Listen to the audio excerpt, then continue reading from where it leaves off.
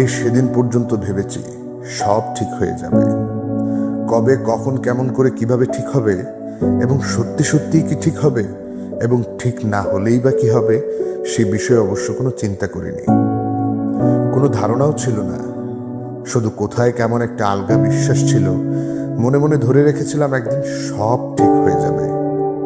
আমলকি গাছের ভেতর থেকে কোনো কোনো রাতে যেরকম ঝিরিঝিরি বাতাস ও বাতাসের শব্দ আসে, যেভাবে লেবু পাতা ছিঁড়ে হাতে ঘষলে এক হারিয়ে যাওয়া অরণ্যের গন্ধ ভেসে আসে, যেভাবে গুলগুলির এলোমেলো বাসায় ডিমের ভেতর থেকে বেরিয়ে এসে চড়ুইয়ের ছানারা তাদের মাকে চিচি করে ডাকে, যেভাবে ভুল ঠিকানার চিঠিও একদিন কোথাও না কোথাও কারো না কারো কাছে পৌঁছে যায়, যেভাবে একটা ক্ষীণ ভরসা ছিল এই সেদিন পর্যন্ত, যেভাবে এইসব ঘটে, এইসব ঘটে যায়, সেইভাবে একদিন সব ঠিকঠাক হবে। আমার কিছু করণীয় নেই, শুধু বসে থাকার অপেক্ষা।